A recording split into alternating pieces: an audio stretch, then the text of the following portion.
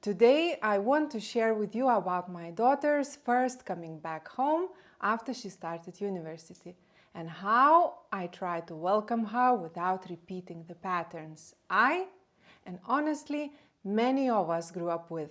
You know, the ones that can easily ruin the moment that's supposed to feel warm, safe and happy. Not everything went well, so I will share my mistakes too. Welcoming your child home for the first time after months away is not as simple as it sounds. It's emotional and it's delicate. Our children don't just come home to see us.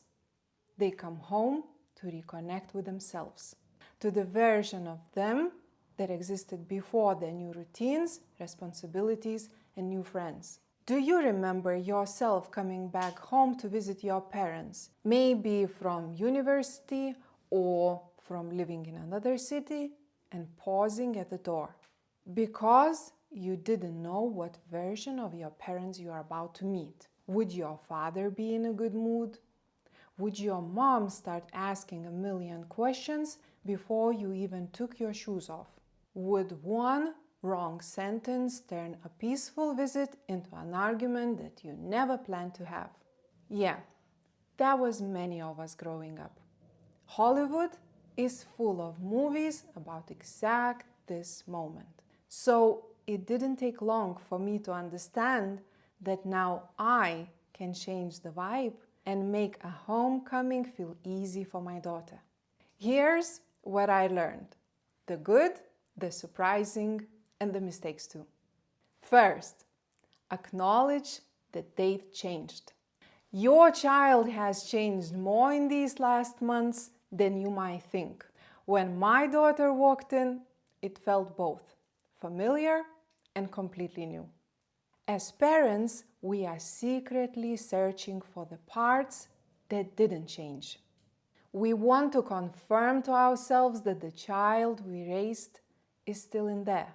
We want to see the familiar gestures, behaviors, and little things because it makes us feel that the foundation we build is still solid, like our parenting still shows.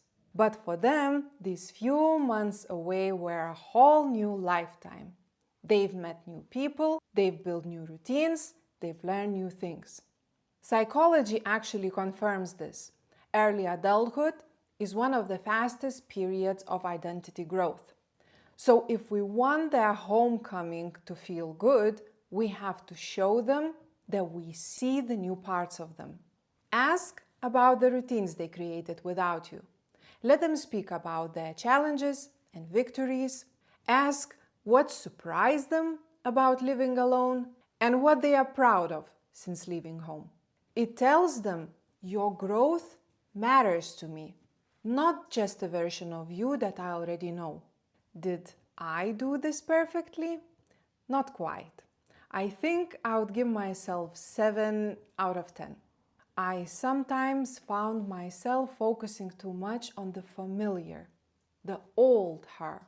And yes, my ego sometimes struggled to respect the changes that didn't include me. Still learning. Second, keep their room as they left it. They've changed, their life has changed, but their childhood room, let that be the one thing that hasn't changed. Coming home is more than just visiting you. It's returning to their safe place. The place where they can stop performing adulthood for a moment. It's not an escape.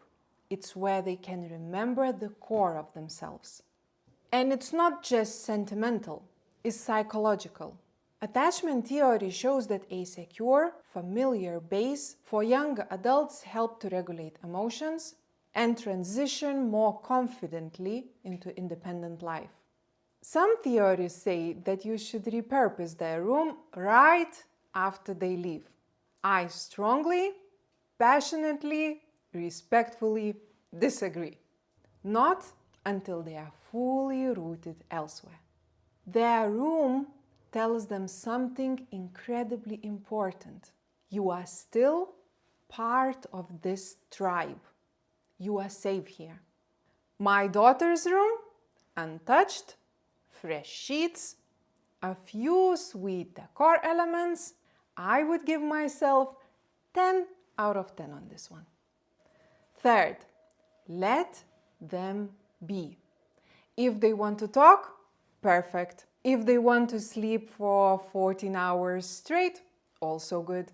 If they want to cuddle the cat and binge silly shows in their pajamas, amazing. Their adulthood life is demanding. Everything requires effort. Home should not be another place to perform or report. It should feel light, safe, and quiet on their nervous system. Unless, and this is important, their sleeping until noon comes with signs of distress. Low appetite, withdrawal, and that quiet heaviness you can feel even when they say they are fine. Then you check in, gently. Something like, hey, you seem a bit off today. Anything you want to talk about? But overall, let them set the pace for a visit. Me, I tiptoed at first. I wanted to ask everything, fix everything, mother everything. But once I relaxed and gave her a little space, she came to me naturally. I think I would give myself 8 out of 10 on this one. Fourth, stick to your usual routines. This one will sound simple, but it's a huge one. Don't reinvent your family traditions on their first visit. If your Saturday morning routine is a late breakfast and a TV, keep it. If you usually drink a tea at night, do it. If you have a weekly walk around the neighborhood, go. Their world is already full of new experiences. They come back home for the familiar. Neuroscientists say that predictable routines lower stress and help with emotional regulation, especially during big transitions. This one was easy for me. I am, like our cat, a creature of habit. 10 out of 10 on this one. And the fifth, don't expect them to notice how you've changed. And I know, this one actually stings. You might have changed, improved, learned something. After all, you also lived through the missing and letting go, but don't expect them to notice. Not as yet. That's your partner's, friends, and your own parents' job. Late teens and early 20s are naturally self-focused. Not out of ego, but out of development necessity. Their brains are literally busy building independence.